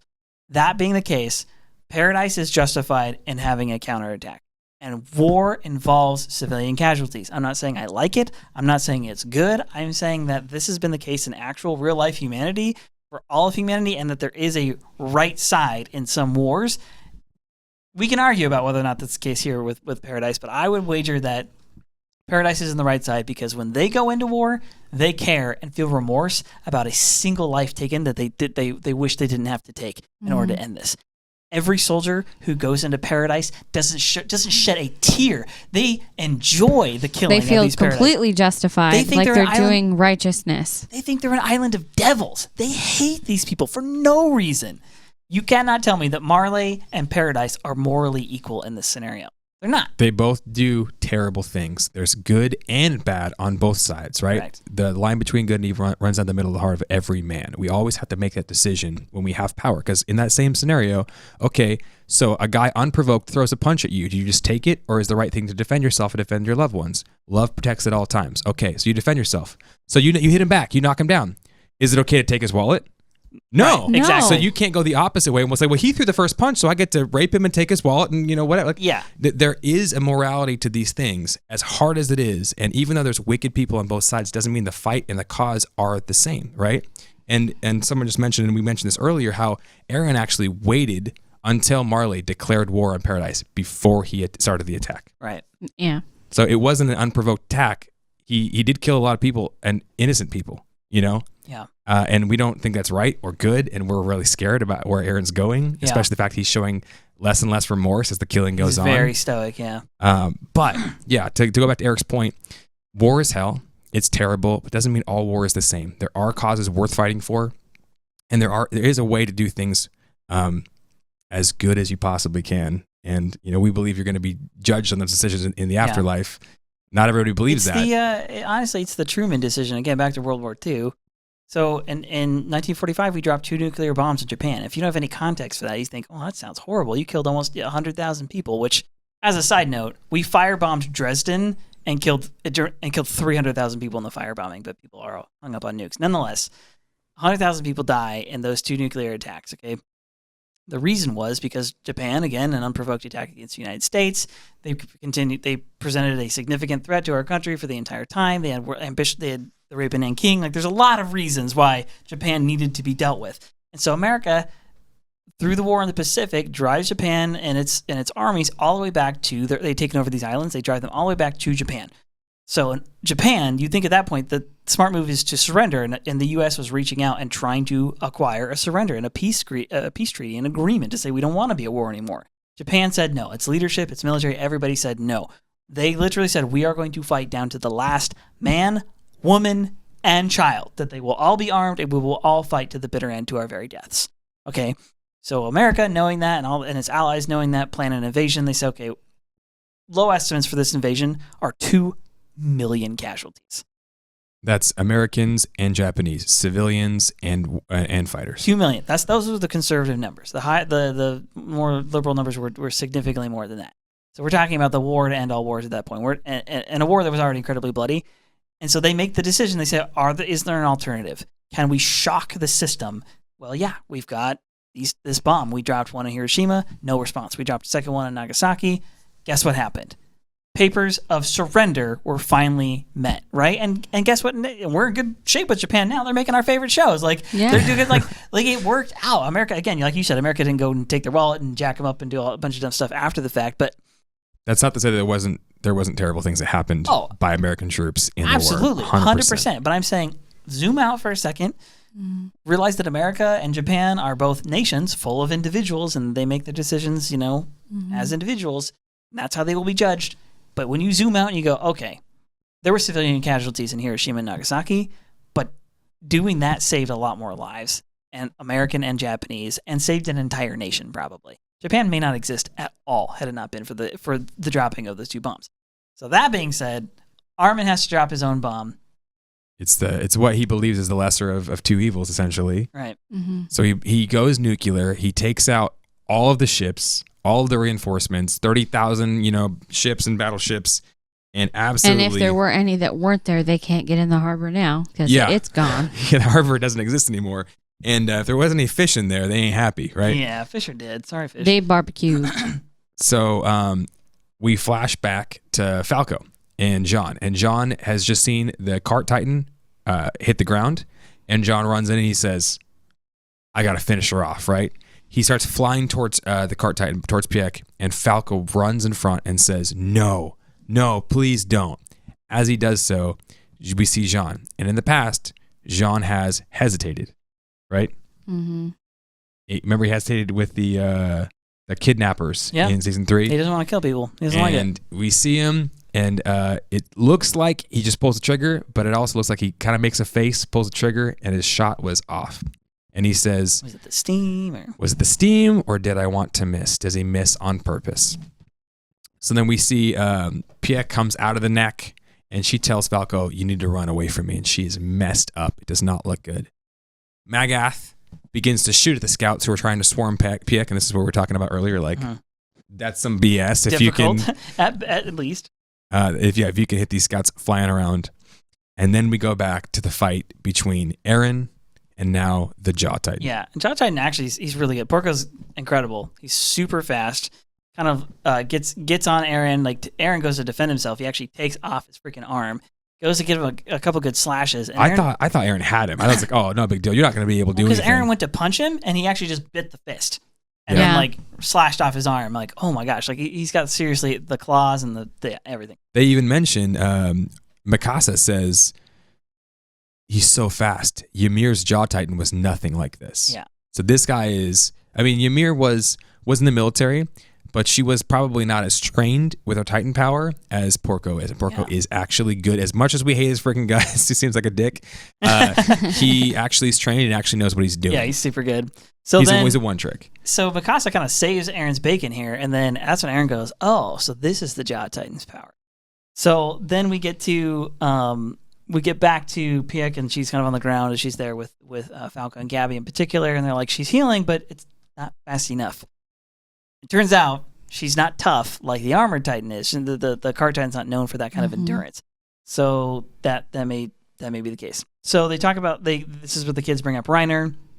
He's still underground, and Falco actually says, "No, can we please leave him out of this?" I think he's actually remembering that Reiner's actually kind of like, "No, I want to die." He doesn't have the will to live. I think Falco's he's an emotionally in tune guy, and so he's like tuning into that. And Gabi says, "What about Udo? What about Zofia? What about all the people that Eren killed?" And to that I say, what about all the people you guys killed? What about the fact that, Gabi, can you not see your hypocrisy? Can you not zoom out for a second and go, you're literally training right now to inherit a Titan to go invade Paradise.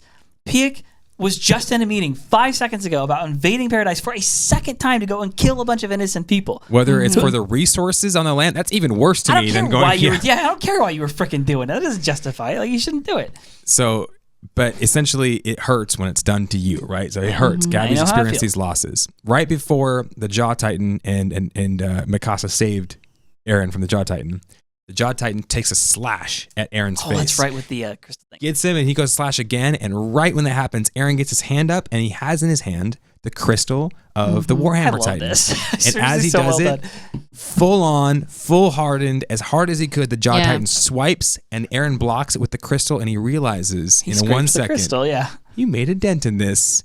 Wheels start turning. That's what your power is. The cinematography on this, I don't know if you guys caught this. The Lara Tybur, she looks down and her eyes have been scared. Dead forward. She's been dead forward the whole time, and then she looks down at the scratch and is like, "Uh-oh."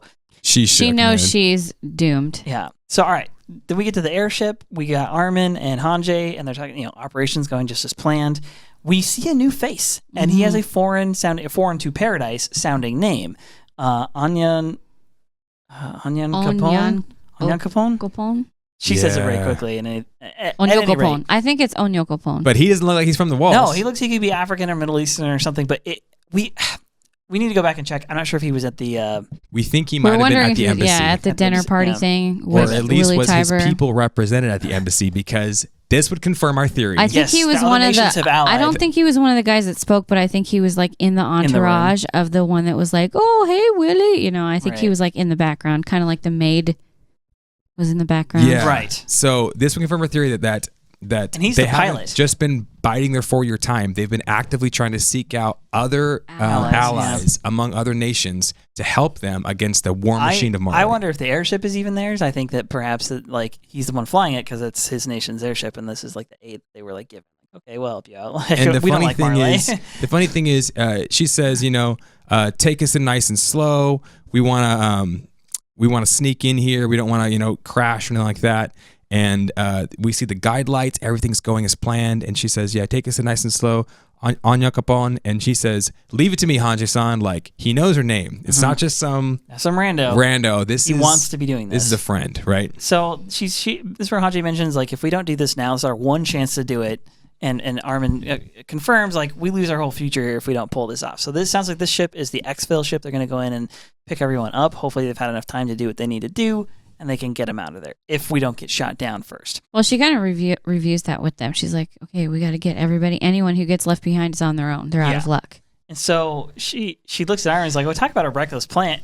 Were you possessed by the spirit of Erwin? He's like, I sure hope so, actually. Like, so long as his strength is with me. Which I love that. I love that he's like the spiritual successor. Yes. He's the only one worthy, to be honest. Yeah. Armin has gambled like Erwin. Yes, he has. He's gambled it all. So then we cut to Jean. He's saying, oh, yeah, it's here on time. And this Porco realizes here, he's in good shape reasonably. He's like, oh, no. He realizes, he sees the airship, like, you're not escaping. You're not getting out of here. And he goes to jump. Bro, you can't lose track of Mikasa. You can't misplace an Ackerman in a fight. You can never. I know they're tiny compared to you, but like Pride you gotta comes know. before a fall. These are the devils of paradise, brother. She cuts both his legs off, and then the most In one fell swoop, too. So majestically, just like spins through the air like the ballerina of death she is. The thing I love about the world is cruel and also very beautiful. Do you guys remember in like early season 1, season 2, Eren was always like at odds with Mikasa. He was like, leave me alone. I got to go put this boulder in Tross. And they were always kind of like fighting Stop or being whatever. my mother. Yeah. And now he welcomes it. They're working in like perfect harmony. Tandem, It is deadly. Having a personal Ackerman bodyguard is a great thing. And Mikasa is doing the thing she lives to do, which is Protecting Eren. Guard Eren. Which also, let me bring this up. Talking back to our earlier theory, Ackerman, right? What was their job? They were the shield of the king. They were the sword of the king. She's doing what she was made to do, and I believe the Jaeger bloodline has something to do with that. Like a royal line of some kind. Okay, so they work in tandem. Yeah. Legs get cut off. Jaw Titan goes down. Eren immediately grabs him, right? Shocks him. And he's got an idea, right? He throws him down. I freaking love this. And listen, at this point, you can just say Jaw's got no legs to stand on. All right, he is half the man he used to be. Okay, so Eren grabs him and he just rips his arm right off. One arm goes flying. And I thought he was going to use that arm, right? For half a second, I did too. Yeah, and then I was like, he's going to use him like a freaking nutcracker. Yes. Dude, I thought he was going to curb stomp him, actually. I thought he was shoves, because the Titan, the Jaw Titan, screams, ah! And Eren shoves the egg in his mouth, the crystal in his mouth. And I was like, he's going to curb stomp him right here. Like, I thought he was going to just jam down. It's going to be brutal and crazy. But no, he rips off the other arm. He lifts him up, and he begins to nutcracker this guy. He has his mouth hanging open. He has it above it. At first, I thought his mouth was open because he was straining so hard, and then I was like, "Oh no!" It's like one of those. He's gonna like crush it like a grape and just suck the juice, which is a human body. It looks like he's one of those freaks that eats eggs like raw, and they'll crack the egg and just drop it in their mouth. Like that's basically what's happening. Yeah. But I love his thought process. So he pulls it off and squeezes her and cracks the whole thing, and there's this like. I was so freaked out that something was going to intervene. I was like, "There's always an intervention. Can we please?" Don't worry, the intervention happens in a moment. It does. We thought he was going to get 2 Titan powers here, but he gets just the one. He just gets, oh shucks, he only has 3 Titan power. He only has the Warhammer. He only has what I would consider the most powerful Titans. Two of them are both in him. Yeah. And the Colossal. It has to be those 3 are like the top powers, I would assume. And Eren just comes in there and just disarms the Jaw Titan. It's just things seem a little out of socket for me. Wow. Okay. A little disjointed. So So yeah, he drinks her, and you see the zooms in, his eye kind of like changes, so we know he's acquired the power. And they say as much. Oh, she's been eaten. And his eye. We were like, did he get it? Did he get the blood's coming in? Yeah. And Aaron's eye dilates, and you're like, oh gosh, summon something cool right now. Magath, as a soldier, says, "Make me a burrito." He says, I think the Jaw Titan is next, and this is where Gabi is now screaming, at Reiner. Galliard is about to get eaten. Come help us. And Reiner's in that stoic, like, shut up. Why are you bothering me? Like you can tell he's in this weird. He's similar to Eren when he was in that catatonic state, and Armin had to talk him out of it. That's what I was thinking too. He's in that weird dream state. He's like, he does wake up. Just shut up. As they're both Gabi screaming. and Reiner. What's the one thing that Reiner still cares about? The kids, and both the kids, right? The ones that are left. The only ones still alive. Crazy We're screaming we out, don't even know "Help anymore. us! Help us!" And he wants to just die. He says, "Why won't you just let me die in peace?" Aaron's already crunched the egg. He's drinking the blood. He grabs Galliard, and he starts freaking smashing him out, right? Position before submission. He gets him incapacitated, and he goes to eat. And Gabi says, "No, Galliard's about to get eaten. Reiner, please." Reiner, in this catatonic state, begins to Opens his eyes. And we see Eren, he's about to eat, and all of a sudden the flash behind him, and of course Rachel mentioned, if it was any of us, we'd been like, yeah, eat it fast. All right, let's fight. No, but of course it's anime, it says it's a show. He stops and looks, and here up out of the ground is a Reiner like we've never seen before. He looks odd. Yeah. He looks a little thin. His face is all smooth instead of all armored looking. He's got like spikes coming out of his shoulders. He looks like the devil, bro. He looks haggard, and he is pissed. And I bet you that all of the anger, all of the malice, all of the pain he's been through, he is channeling right now, and he's going to let somebody know. The thing is, I just... okay, all right. Let's just... All right, prediction section. Here we go. Jackets are coming off. All right, we're going prediction. Time. If you're wearing a cool jacket, whip it off. I'm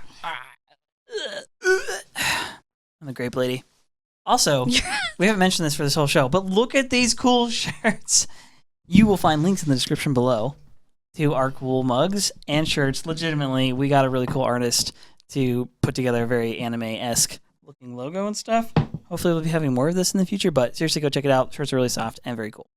Okay, with the plug out of the way, predictions. Eren and Reiner fight.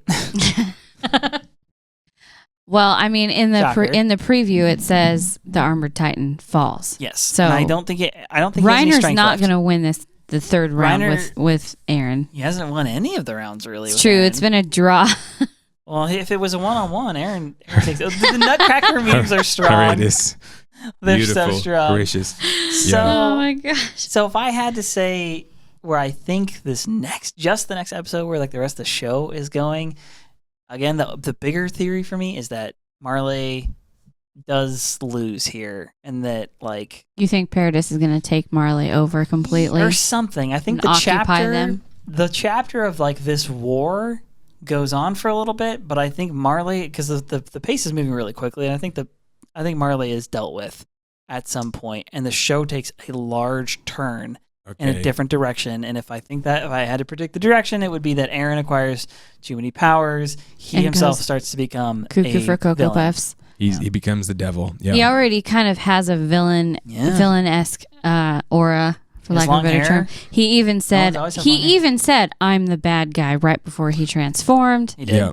So I think this is something we were talking about in between videos. We said Eren's never had just one Titan power.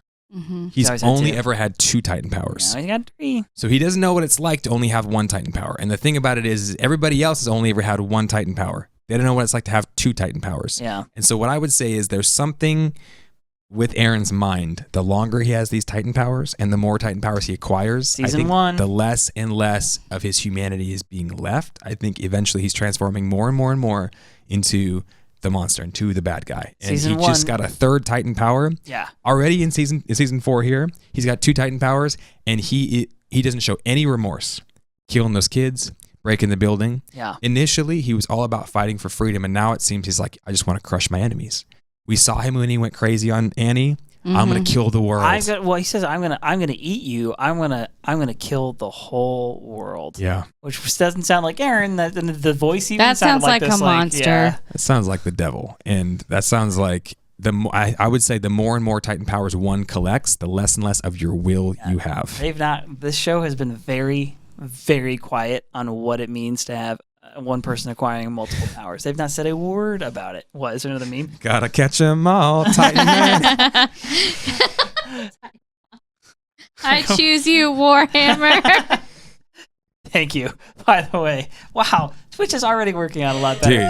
Dude, comments tonight are lit. You guys got to join us live. Yeah. Sunday nights. Every Sunday night, we're doing the show. If you can't catch us live, you can catch us on Spotify. Twitch.tv/beyondthebasement. Yeah, extra content on YouTube, the whole 9 yards. Do we have any other predictions we need to throw out? Oh, wait. I think I just talked about the one that I was going to talk about. What? Is the fact that Eren is becoming less and less of a human the more Titan powers he collects. Yeah. He's just got a third one. We haven't seen much of after that because Reiner's about to show up. Mm-hmm. And I would say this is probably the most desperate, the most haggard, the most dangerous Reiner we've ever seen before. But I still think Eren's going to win. He's got 3 Titan powers. I hope we see some of the fight. The Warhammer conjuring abilities. That'd be nuts if he could immediately do it. That would be completely I wish he could crazy. dole the powers out. I wish he'd be like, hey, Jean. Eat a piece of my arm or something, and then you can have the one of the Titan powers. He could send his spirit. But here's the thing. Well, somehow Ymir was able to do it, so who knows? What? If you give out the Titan powers to 9 wasn't it when people. she died?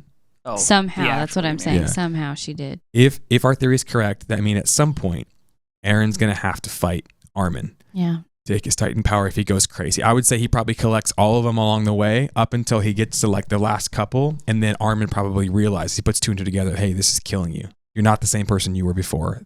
Having a Titan, it's like the one ring in Lord of the Rings, it weighs on you. It begins to change your thoughts, to change your mind, and it eventually, Armin's going to put 2 and 2 together. Yeah. He's going to write his to you 2,000 years in the future. He's going to say, Titans are dangerous. Here's what we had to do to stop the devil from coming. And he's going to have to, and Mikasa's going to help, and they're going to have to kill Eren. And Eren's, I think maybe the Attack Titan is going to also be like, remember the Attack Titans always fought for freedom.